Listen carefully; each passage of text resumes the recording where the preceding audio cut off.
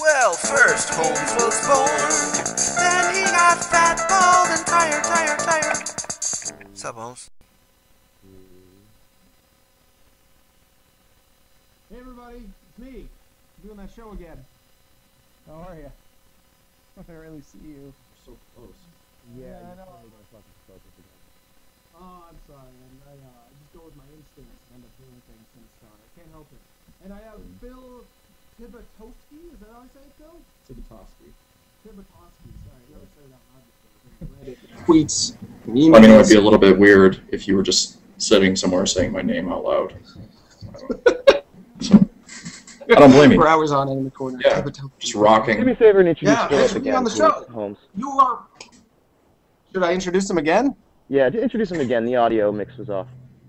Oh, sorry about that. Audio mix. Hi everyone, it's Jonathan Holmes again, doing Sup Holmes, and I'm talking with Phil Tibitosky. Did I say it right Nope. that time, Phil? You should just give up. Tibitosky. Tosky.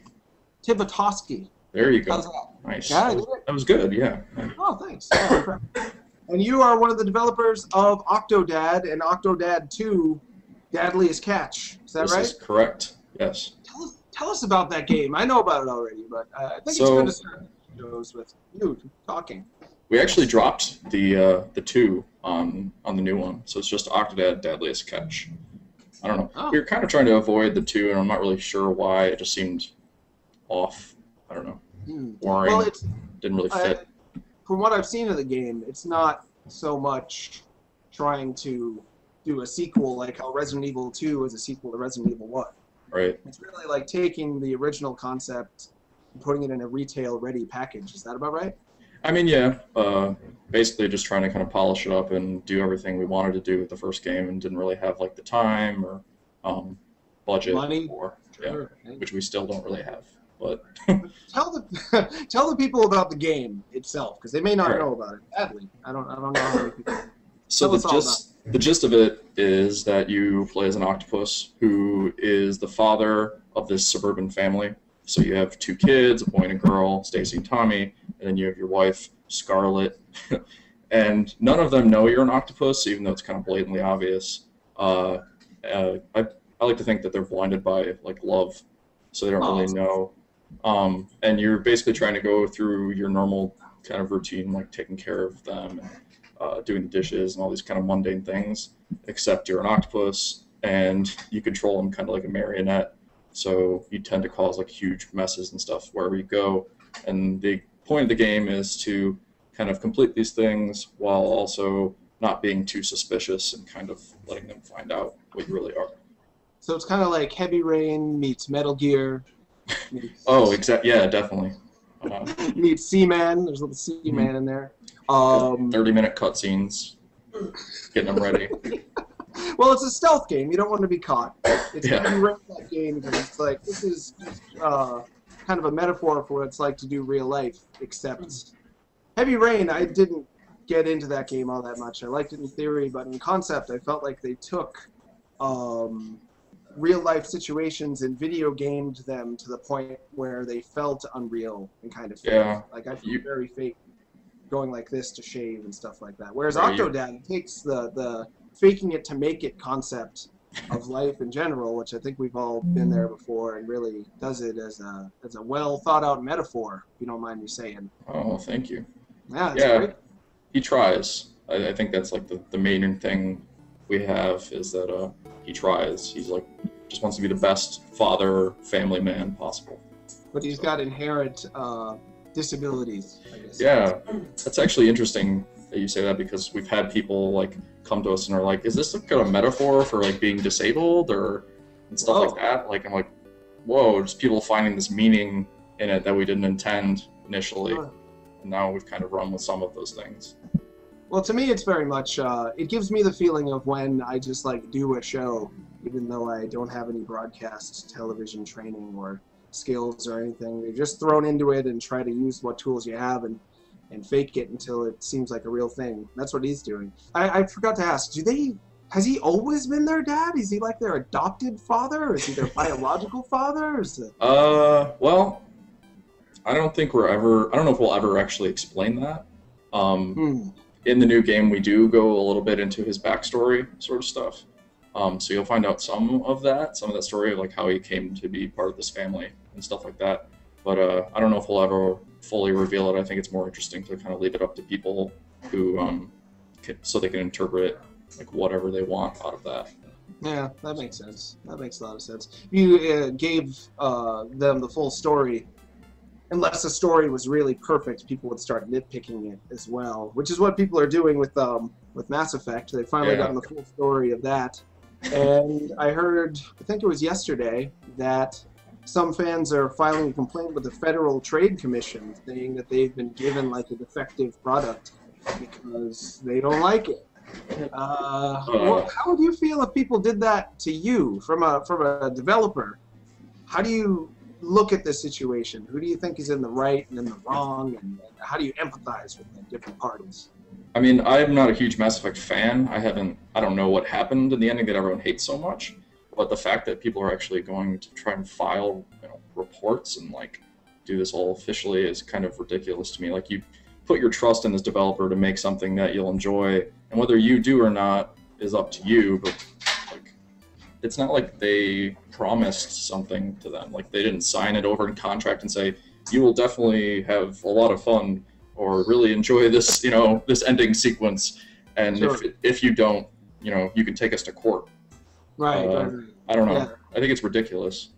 I think they alluded that your choices would determine the ending a little bit more than it did. Like, people's complaints about the ending, I think, are largely valid. It's not what they wanted. There's a real like style change at the end. But at the same time, I think voicing your opinion is enough. Demanding that an artist recreate their art to meet your vision kind of defeats the purpose of art, I think. Because art, you think so too? Yeah, I mean, it's fine that people dislike it. Like, there's nothing wrong there. People are allowed to dislike things. But like, I don't understand how they could take that into legal action for like that far. It's just kind of crazy to me. They truly feel as though their opinion that it's a bad game means it's like defective and broken. Right. They don't see that. They just aren't connecting with the game anymore, and they're so upset. I think it speaks to their passion for the series. They're so upset that feeling is gone. It's almost like the game dumped them and like got a divorce, and they don't feel the love for the game anymore, and now they're like suing it for all its money. It's really weird. Yeah, and I can't see that happening in any other medium either, like with books or film or music. Like, I don't see anyone going to those artists and being like, well, your product, it didn't really achieve what I wanted it to, and so I'm taking you to court. Yeah, no kidding. I'm guessing it's because people who play that series feel like they're like a co-writer of it, because they decide a lot of the particulars of where the story goes. So they've really lost sight of the fact that it's not their game, it's the writer's game and the developer's game. Well, I think we determined everything there is to determine about that subject. Yeah. You feel the same way? Well, I don't know if we've determined everything there is to be determined, but I don't know. I don't get it. Like, I don't understand why people would take it that far. But I think it's good that they have fans that are devoted enough to be willing to do something like that. Like, it says a lot about BioWare. If you're really upset that somebody dumped you, it's a sign that they loved you all along. Oh, I should open up the chat. We've got a chat. Yes. You want to talk about it? Okay, we got some questions. Chats. So Johnny Luchador wants to know, is Octodad any relation to Octomom? The woman who had all those kids? Not at all, actually. And what Octodad is now was not what he was initially. Like, the initial idea was you were an octopus inside of like an android human, and you were like living in his head, like that awful Eddie Murphy movie that came out recently. Dave? Yeah.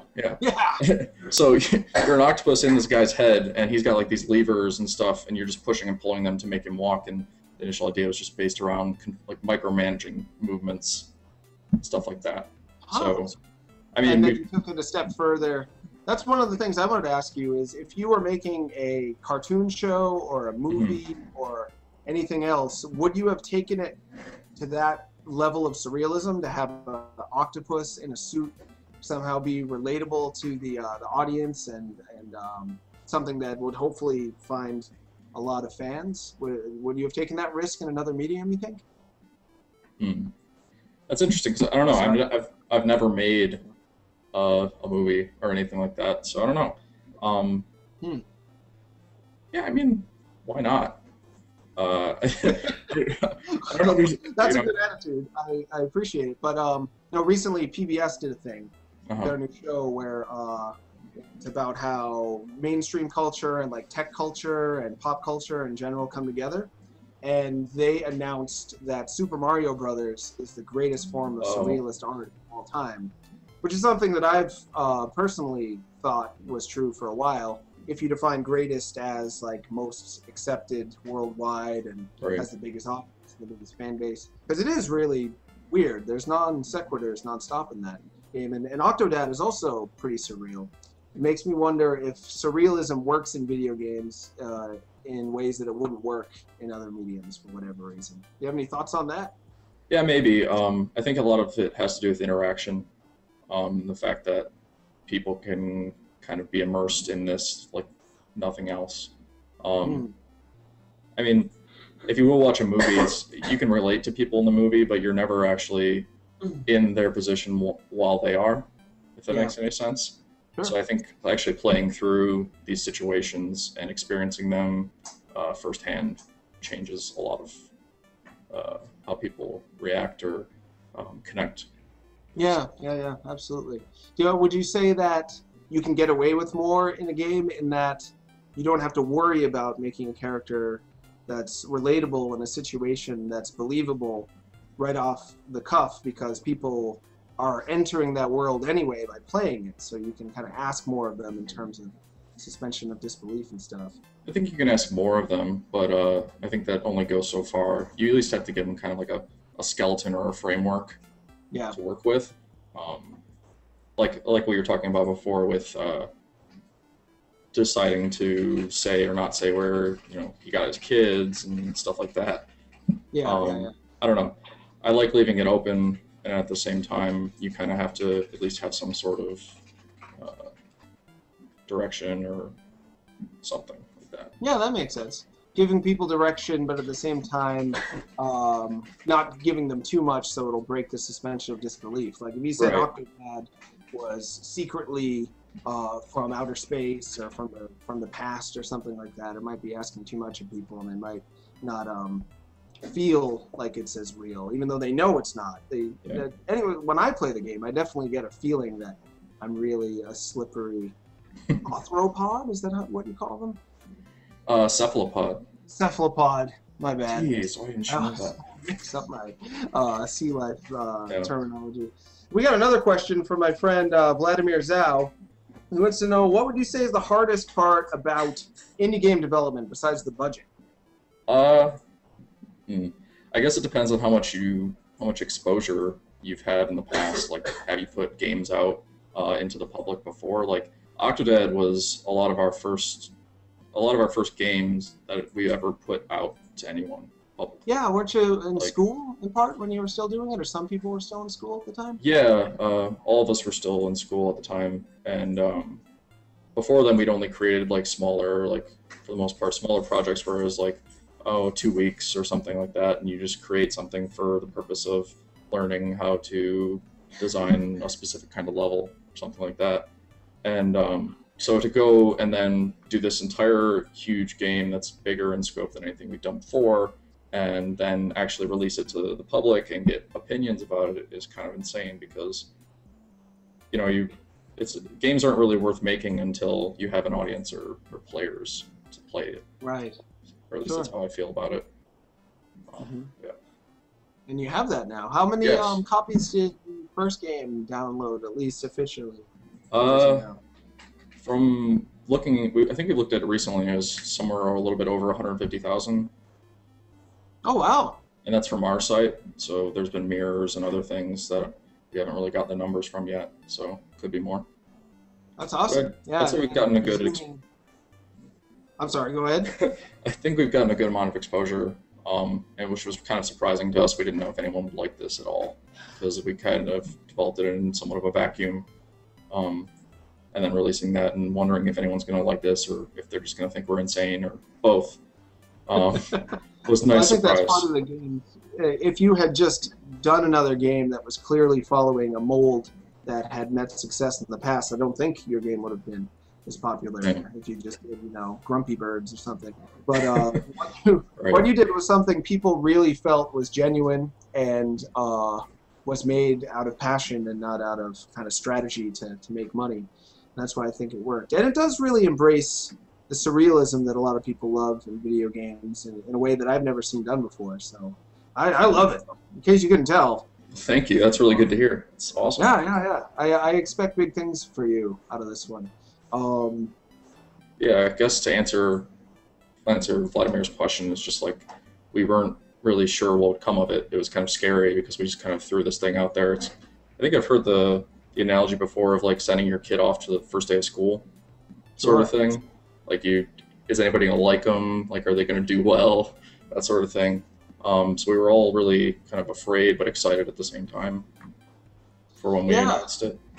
And he didn't totally fail. Your kid. Yeah. But now he's like entering a next grade.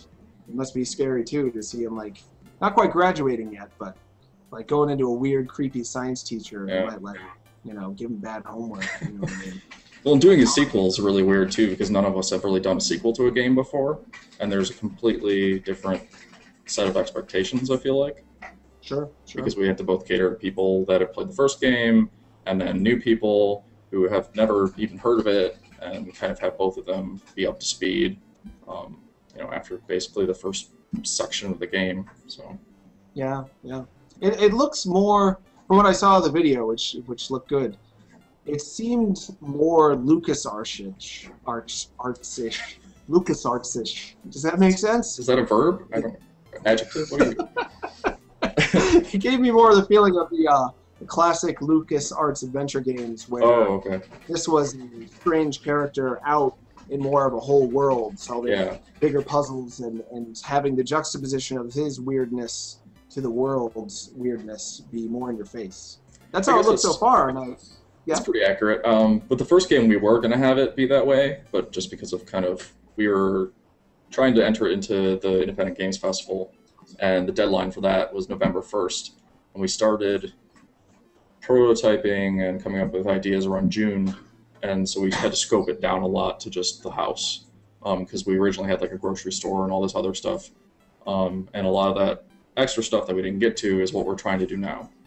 So so the first one was made in after prototyping in 6 months, is that right?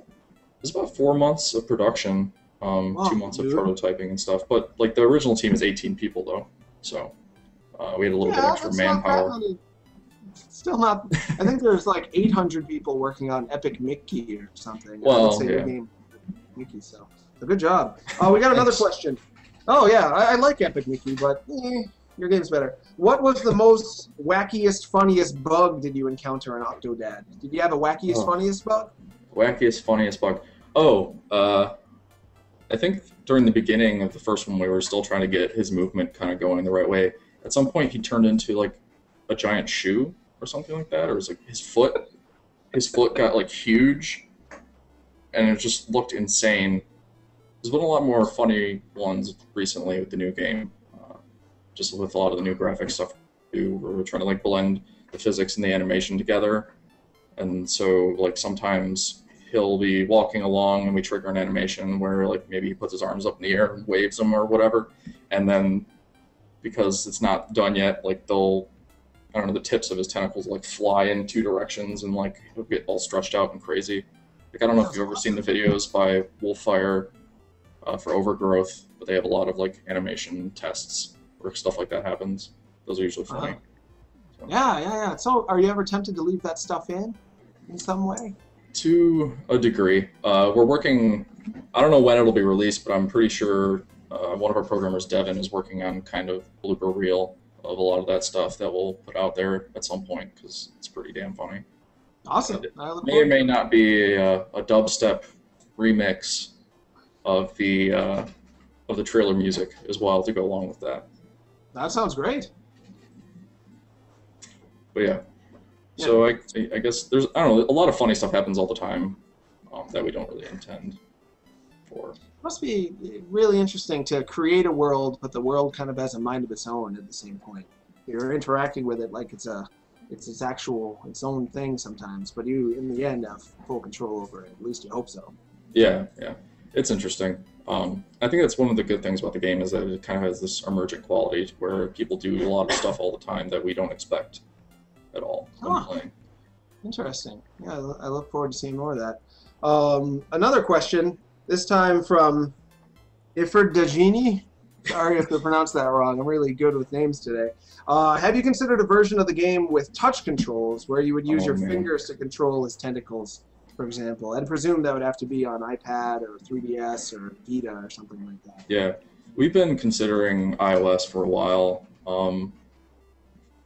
We'd like to, and it's looking like we might eventually, but it's still very like vague or we're not really sure. But we thought about it, and it'd be interesting. And I think maybe we'd switch the camera to like a top-down view almost. I don't know. It's very up in the air. But well, I would assume. I mean, you made the game with your own money, first game, and it wasn't a profit deal at that basically point. So. No budget for the first game at all. So right, and you've hopefully made some money off merch and whatnot. Your shirts are very nice. A little bit. Thank you. Is that where the money for Octodad Dadliest Catch is coming from? Is from the sales around the original game, or? Actually, back in July, we ran a Kickstarter for the new game, which was successful. Oh, wow. So we raised some money through there, and that's been helping a lot. Otherwise, most of us are working other full-time jobs. We got 2 guys working on this full-time, and they've kind of been living off their savings and stuff like that. And then the rest of us have our other jobs, and we come home and work on the game every night and then work on weekends. So. Man, that must be exhausting. It's amazing to me that the Kickstarter thing works so well. But even on top of that, people end up just having to lose all their money in the process. So I'm impressed both with people's generosity and with your kind of self-sacrifice and willing to potentially just die. I say that to like half the guests on the show, like, please don't die for your game. And they're always like, oh, don't worry about it. The game will still come out, even if I die. Yeah, I saw you talking to Brian about that. Yeah, I worry about him a lot. I don't want him to die. He's been doing this for so long. Yeah. Would you put it on the Wii U if you could? I believe someone asked that. Maybe. I don't know. I don't know how much faith I have in the Wii U. I haven't seen a lot of games that I've been really interested in for it. They haven't really shown much yet. Really shown any. Right? Yeah, exactly. So all I've seen is the kind of tech demos and stuff. Sure. As a fan of Nintendo first-party games, I get the feeling that Octodad would fit well for that audience. They're willing to laugh a little bit more than maybe the more hardcore, like Call of Duty, Mass Effect fans would be, and they're into weird stuff a little bit more. Like the older Nintendo fans I know tend to like it when they get real creepy and weird, like Captain Rainbow and stuff like that, as opposed to Mario Party. So I think you would fit with like the Nintendo people, such as myself. But that'll be a decision you make down the line, I suppose. Nintendo hasn't approached you already, have they? They come at you? No, they haven't actually. The only thing we're definite for right now is PC Mac Linux. So right, that makes shooting sense. for Steam. We'll see what happens. I was gonna ask, yeah, Steam has yet to fail anyone I've talked to.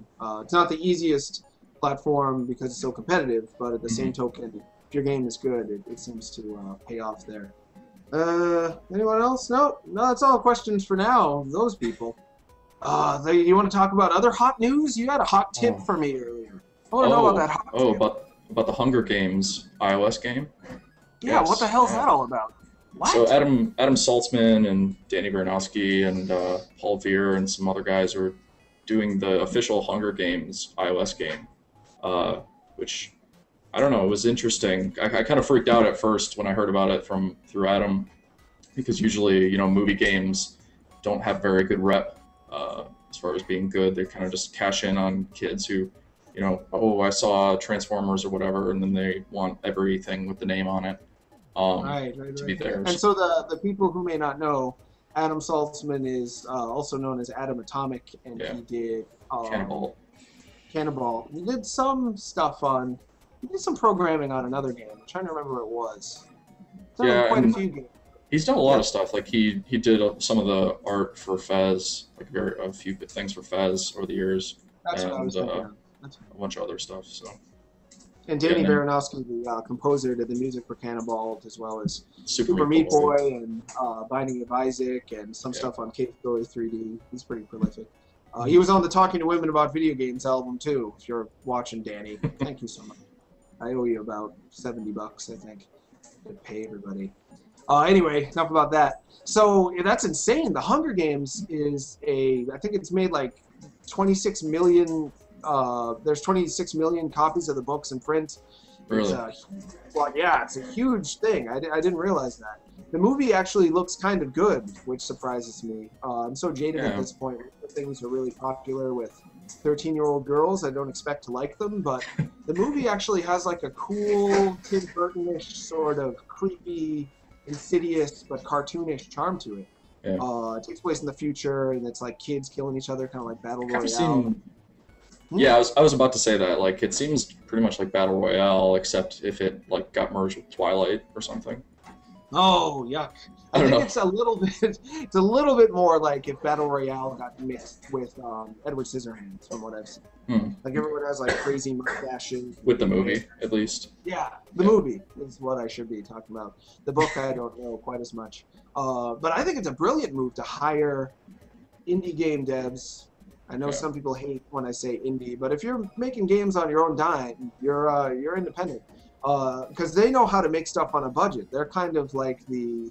who's the guy who did El Mariachi again? What's his name? I don't know.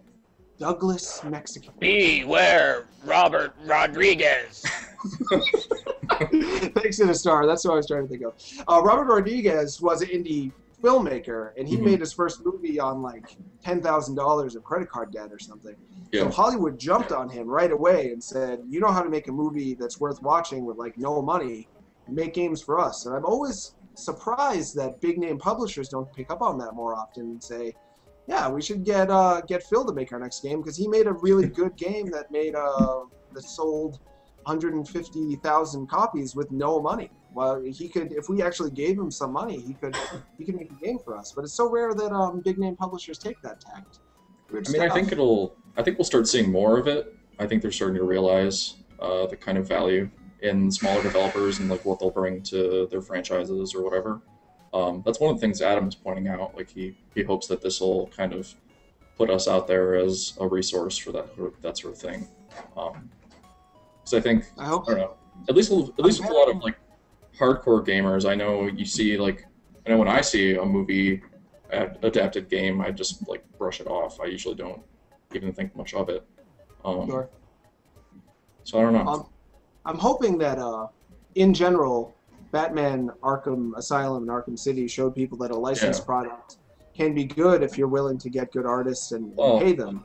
The stigma around licensed games, I think, is always been, well, they spent so much money on getting the license that they didn't have money left over to actually make a game. Right. But with the iOS game and with developers like Adam, who know how to work on no money, there's a good chance it'll turn out really well.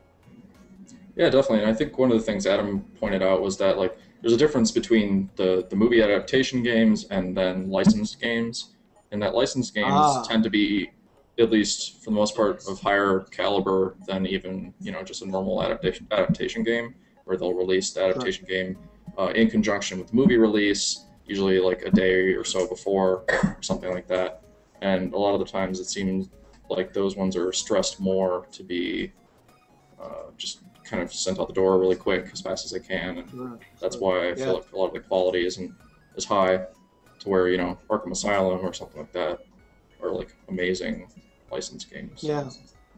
But before that, I mean, every Batman game was like fair to poor up until that. There was some sort of change that happened there that I think people are hoping happens kind of industry-wide. I'm actually remembering I tried really hard to get Disney to pay Gaijin Games to make a Tron Legacy game. Oh, that would have been perfect. And wouldn't it have been? And they were so excited to do it. Like, since the only reason the people at Gaijin Games like paid attention to me at first is because my Twitter name is Tron knots, and they love Tron. I love so Tron. do I. Yeah, Tron's great. So I tried to make that happen, and Disney thought I was completely insane, and they just hired out whoever they did to make the Tron games. Have they seen Gaijin's games? Like, I know, right? They're a perfect fit for that. Yeah, So yeah. That sucks. My guess is that they just wanted to do things their way and spend the money in ways that they thought would give them a turnaround. Because a lot of the people at Disney don't actually like video games all that much, even in the video game side of their development, from what I've gathered. It's kind of unfortunate that they can kind of just cash in on that, and a lot of younger gamers don't really have like the video game literacy yet to realize that it's probably not going to be a very good game. Yeah. They're just kind of happy that their characters that they love are in it. That's about it. I'm finding that the video game literacy, as you put it, is even smaller than I thought it was. Like, we were talking about the Super Mario Brothers thing, where they announced that Super Mario Brothers was surrealism. Right. I thought everyone kind of thought that already, but it turns out that there's the majority of people haven't really thought about it or read much about video games or even cared about review scores. They just kind of go to the store and look at the box and go home, and they're done. For whatever reason, hopefully that's starting to change. I think as people our age get out there and are louder, that'll hopefully change in the long run. Actually, I say our age, but you're probably like 20 years younger than me, aren't you? 23. Yeah? So. Okay. So you're only 12 years younger than me. But I mean, it's definitely changing. I think it's getting better. I don't know if you saw the thing recently. The Smithsonian had an Art of Video Games exhibit, and that game company and a bunch of people were there with like Flower and Journey and whatnot, kind of trying to put it out there that games are art, and so now they have an exhibit there right now. So yeah, I saw that. I had really mixed feelings about it, to be honest. It reminded me a lot of my friends who are dudes who date dudes. When gay marriage got okayed, they were kind of like, dude, we don't need you to tell us we can get married. We can just like do our own thing. We don't need to fit into your idea of what a relationship is.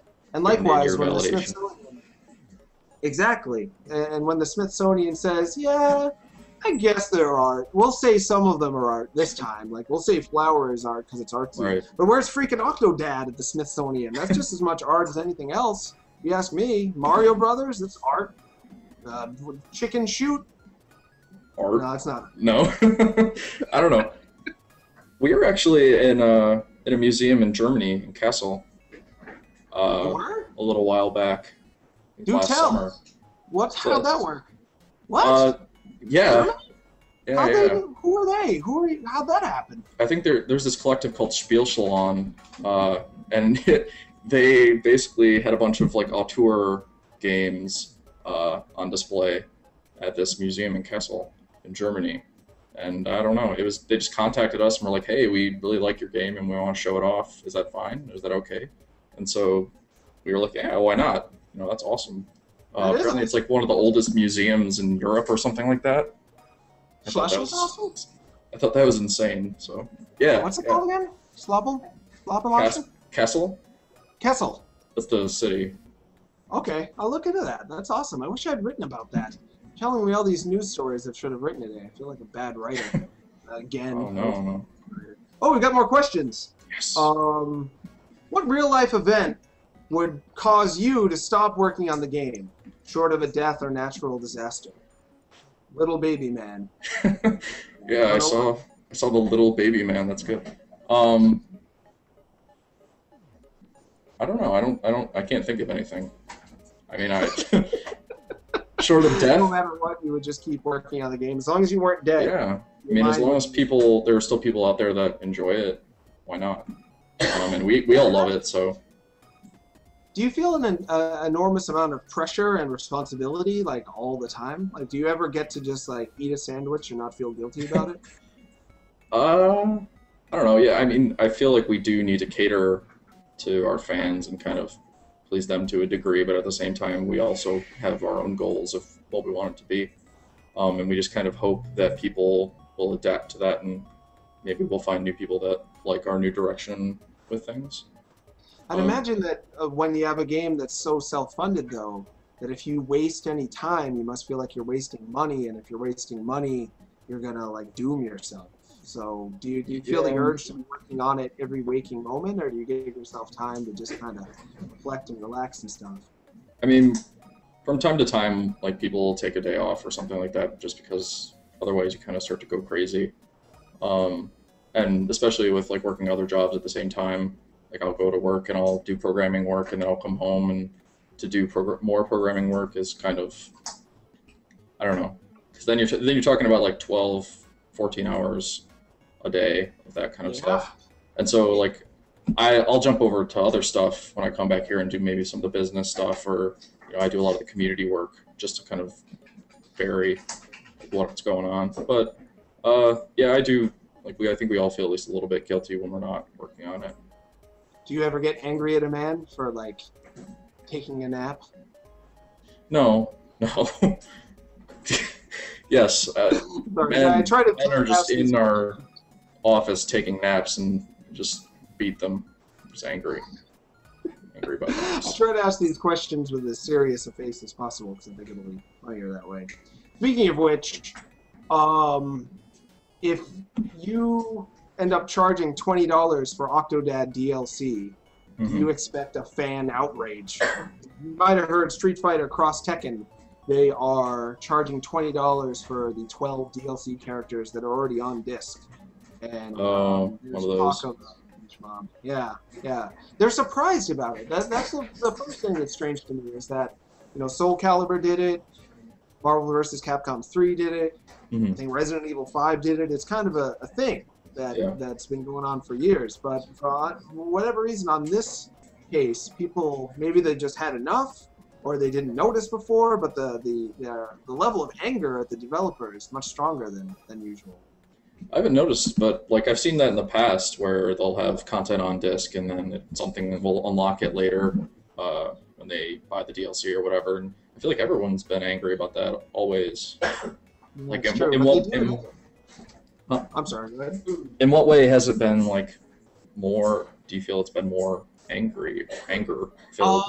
All I can do is gauge by what I see on the internet, which is like my world. And we wrote about the Resident Evil DLC and the Marvel vs. Capcom 3 DLC. There'd be a few comments. Every time I write about the DLC for this new game, it's like an explosion, and people are emailing me, asking me to write about it, and say like, "Get angry for me," because I'm so pissed that they're doing this time. That's kind of part of my job is to be angry for other people. But maybe it's because all of those characters are going to be free on the PlayStation Vita version of the game, and I think 2 of them are free for the PlayStation 3, but you can't even unlock them on the Xbox 360 version. That's Mega Man and Pac-Man. Yeah. They're on the disc, but you can't unlock them. That seems a little weird. I don't like the idea of having things on disc and then unlocking them later. I'm sure that's something to do with like their marketing or their pricing of like what they want to, how much value they want to put on disc that they're going to recoup later because of all the costs of doing boxed versions of games and retail and all that stuff. At the same time, though, I feel like it's pretty awful. Yeah, and how do you feel about splitting it so the PlayStation Vita version gets, I think, 17 more characters than the Xbox 360 version does, at least when you buy them both at retail? I don't know. I've always thought those things are really weird, but I'm sure it's some sort of like publisher deal where they're like, oh, we'll give us these extra things and we'll give you a better deal for being on our platform or something like that. I mean, I can't say definitely that's what happened, but I assume. I don't know, but I think the price seems okay to me though. Like if it wasn't something that was already on disc and it was like 12 characters, I think $20 sounds reasonable. But because I think a lot of people, going back to like game literacy kind of stuff, like game development literacy is even lower. Like no one really knows. A lot of people don't know how much work goes into those kinds of things. Yeah, absolutely, absolutely. And they won't tell us. We ask them, what did you spend money on? Why did you spend money on this instead of this? Another thing that really made people angry is Capcom said they didn't have the time or the budget to implement the ability to have local co-op in a tag mode on the 360 version of the game.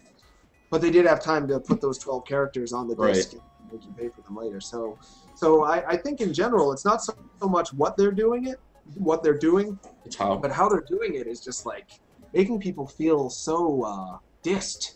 Yeah, it seems like the priorities are out of whack. Whack and dissed, we just said. We just became hip-hop type guys. Oh, man. Where's your That sounds hat? funky. Do more hip-hop for me, Phil. More hip-hop? Can you do a rap? Yeah, Oh, any no. old rap will God. do. I would be the worst at Please. rapping. You want me to beatbox, is what you're saying? I mean, I'm not saying In that it. case, here we go. I might be thinking about it. Oh, it's intense. Get off the fence, No rap. Holmes. Why won't you rap with me? Secret hatred for you. Bubbling to the surface right now. You're hating me now, but you're so smiley about it. No, but it's secret hatred, so don't worry. It's okay. Oh, that's very convincing. I believe you. I thought we'd try an impromptu rap. I'm sorry. My idea failed. I want to make sure I don't screw up the show. We have 20 more minutes. This is exciting. Now, this is the part of the show exciting. where we can truly do whatever we want. That's Talk dangerous. about our topics. I know, that's the exciting part, though. It's like the Hunger Games. We're going to maybe stab each other for It's all hunger. good. I mean, gotta keep that population down, so. Is that what that movie's about? Is killing people? I think so. Huh. I'm not sure. I haven't read the books, or I've only seen pieces of the trailer and heard about it from a lot of people, and everybody's all, "Oh my God, Hunger Games," and reading through it. So I don't know, just like that, Picturing people at the grocery store going, "Woo, Hunger Games!" just crowding around the books, and they're flying up in the air, and yeah. I don't know. Oh, that would be a treat. I wish everyone acted as weird as we act like they act.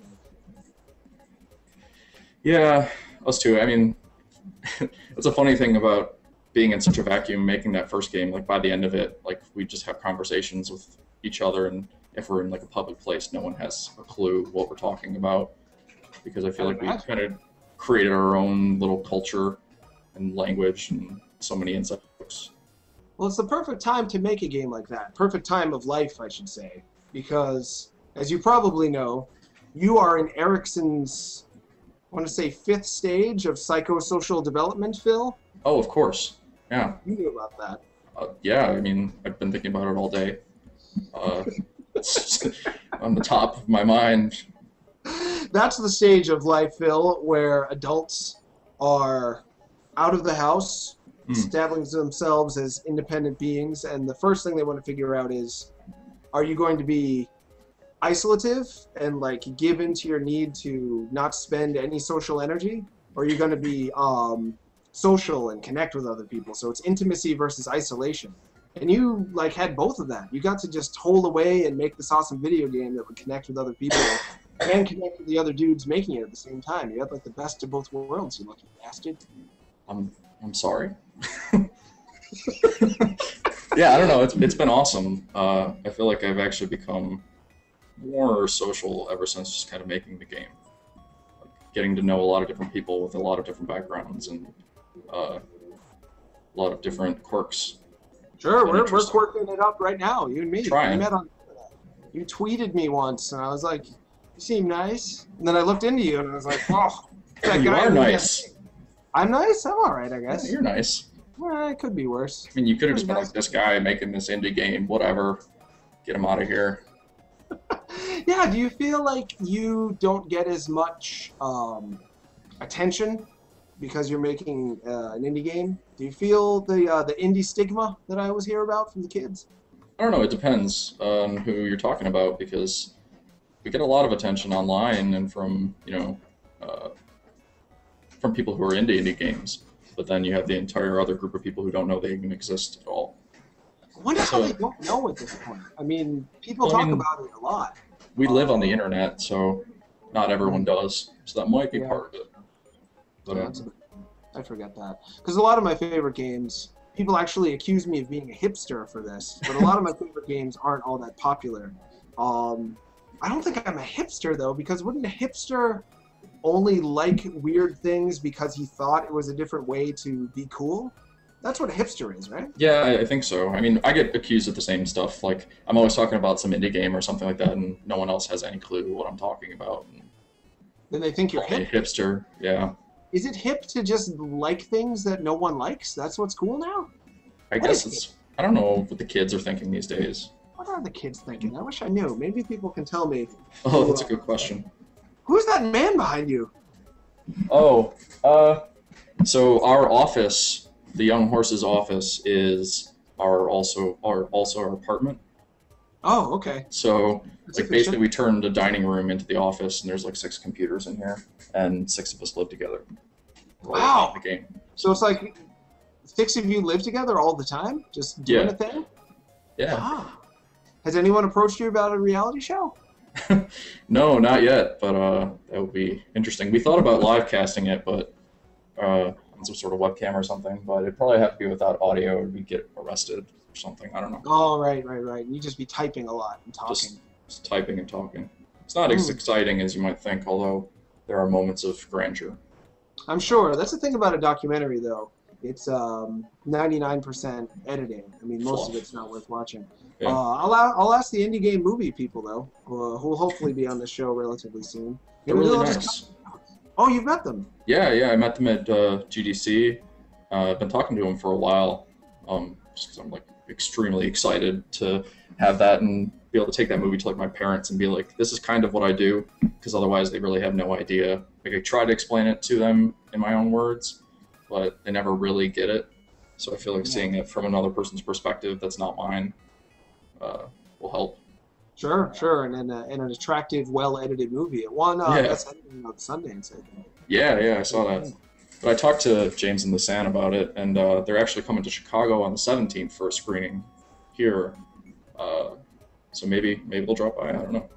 That'd be awesome. Yeah. Yeah. They I don't know what they're doing other than promoting their new movie, which probably takes a bit of time. But maybe after that, if you're still working on Octodad, you're going to be working on it till 2013, right? Yeah, we'll see just when in 2013 it actually comes out, but that is the current trajectory. Wow. Yeah, that'd be cool if they came by and did that. I wouldn't mind. Maybe I should just do that. I could film a thing. I just need a guy. I'll look into it. All right. Well, I mean, find a guy and you'll get the thing and put that together real quick. It'll be fine. And then it's done. It's just that simple. It's that easy.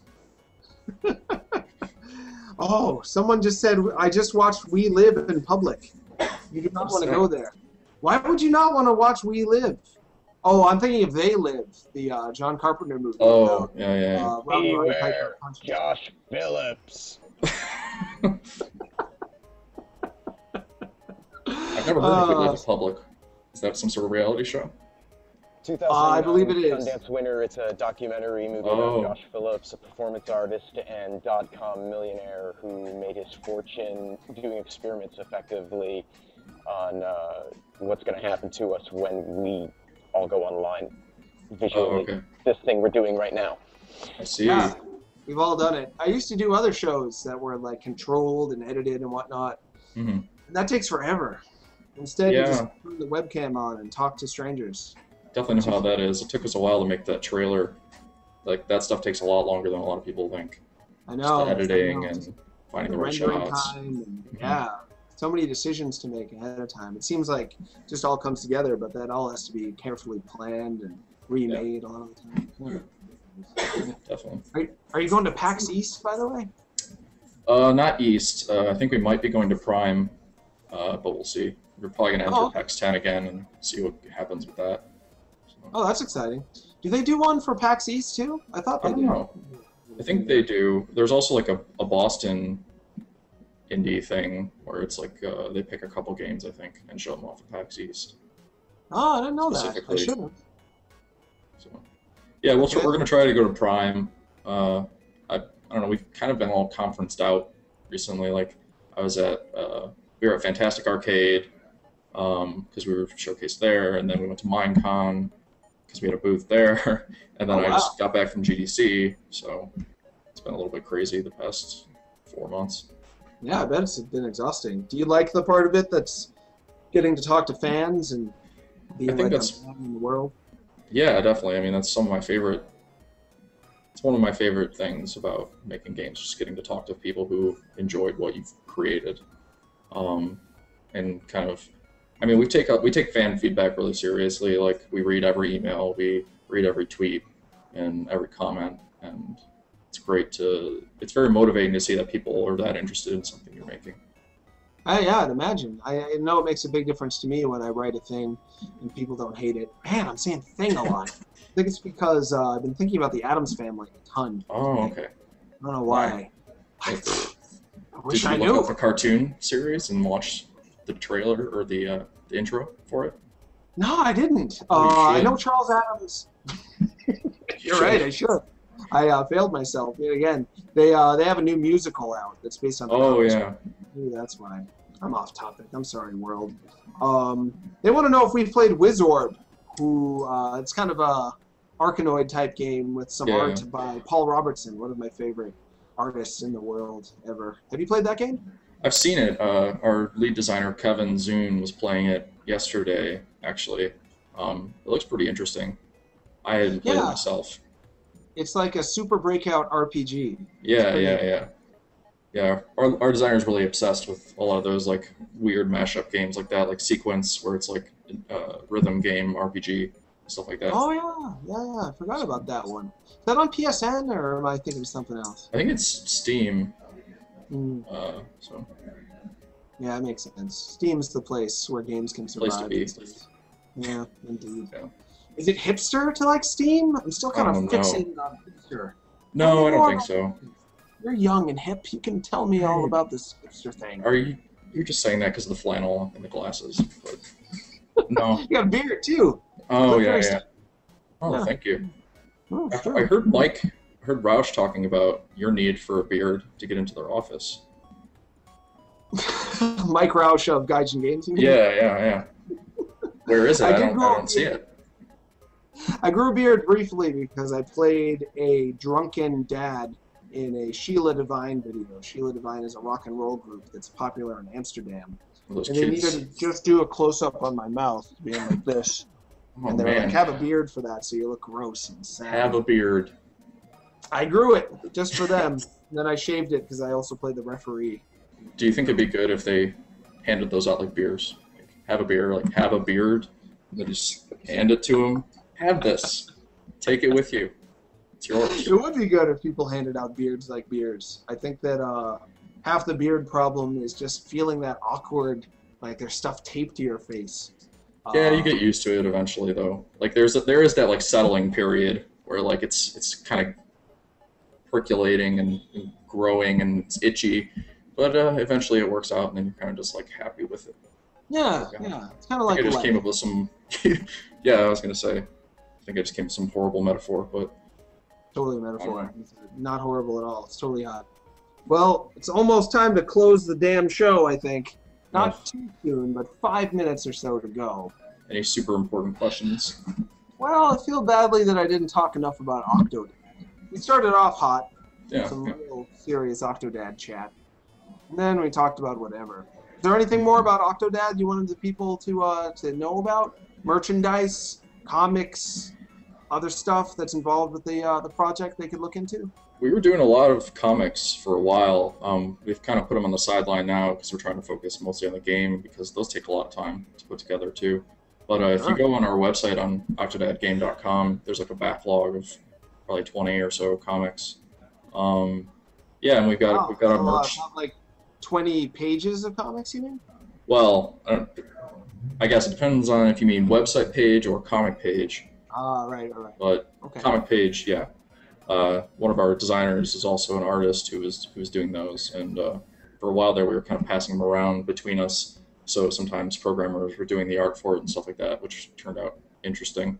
But yeah, we've also got a store on the same website, on octodadgame.com, and we've got our Twitter account just at octodadgame, and we're on Facebook with Octodad Game. So we're all over the place, and if anyone wants to keep up with what we're doing, we're pretty public about it.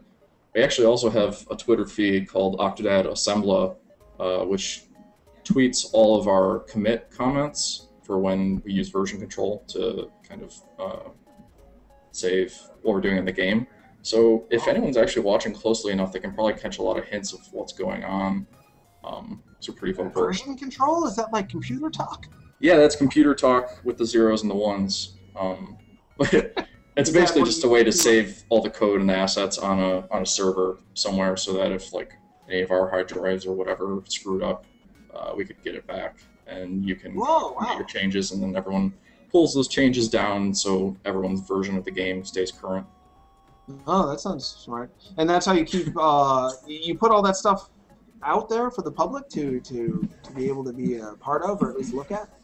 Yeah, I mean, you can. I mean, they're just the messages that we type in. So, like, anytime you submit new code or whatever, you put a little message with it that says like what you did, basically. And so those little messages are what get tweeted out, and people can read them.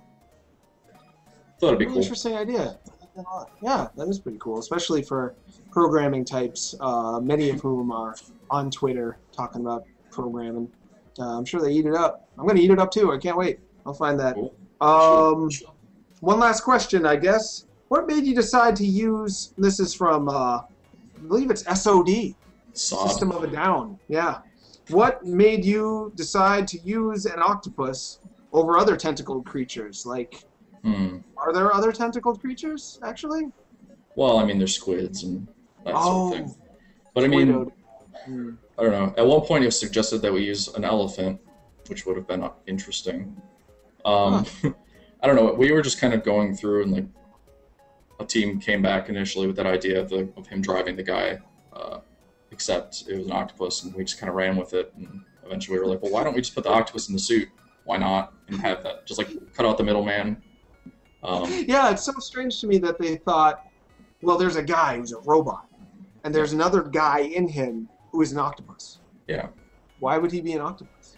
I don't know. Sometimes we just say things and then they become games.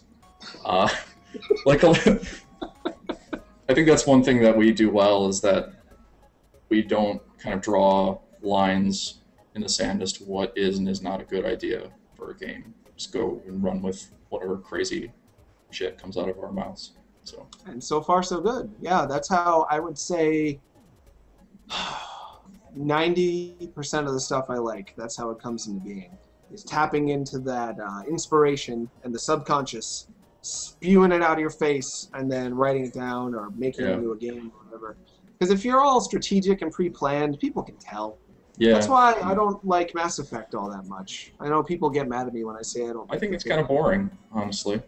I'm not being a hipster when I say that. I'm not saying it to be cool. Trust me. I like a lot of things that are very well accepted. Oh, like so do I. I'm a huge Halo fan. Oh, are you? Yeah, yeah. They're actually probably the reason I got into making games, Bungie is. Wow, wow. Why is that? I don't know, I just liked how... It's weird because it's an FPS, but I really like how they told the story through the games, and it's just really fun, tight game that has a lot of fun moments in it. And you can kind of, even though it's like the same thing over and over again, I always find new reasons to enjoy it. So I think it's that balance of, like you were saying before, giving the player direction and a skeleton, but letting them do whatever they want in that skeleton. Yeah. And the Halo series has traditionally done that very well, with a lot of passion. Those guys, they weren't big, really, before Halo. And Halo got big because they brought so much passion to it. I think that worked out for them. Well, I guess it's time to close out the show. Oh. I'm sad about it. I think you did really, really well. I don't know if I told you that. Oh, no, you didn't. Thank you, though. Yeah, you nailed it. You kept up with me spitting and beatboxing and being annoying. You talked to me about things, and I talked back to you. That's how shows go. Yeah, yeah. I mean, I would hang out with you in real life, even. Whoa, seriously? Yeah, definitely. That is very rare for people to actually... People want to, like, have sex with me or make fun of me. But not hang out. No, they're like, oh, then he'd talk. Oh, that would be terrible. Just like, have sex with me. Shut up. You're not that weird, so, I mean, you haven't really seen my team and I interact with each other. And until you've seen that, I don't think you've seen weird. I am tempted to do that documentary. I'll just do it with a guy and get a thing. And tape it up. Maybe just a week or so. Yeah, for serious. See if I can find a man. My one man who does it is going to be on Emo, unfortunately. But I would, I would do that. That'd be cool. Thanks, man. I appreciate it. We have 1 minute and 30 seconds. Oh, Still time to do the rap. You ready? Oh, God. Come on, Sup Holmes. Take me Holmes. Yeah, no, I can't rap for the life of me. Rapped it! Thanks! He's counting down.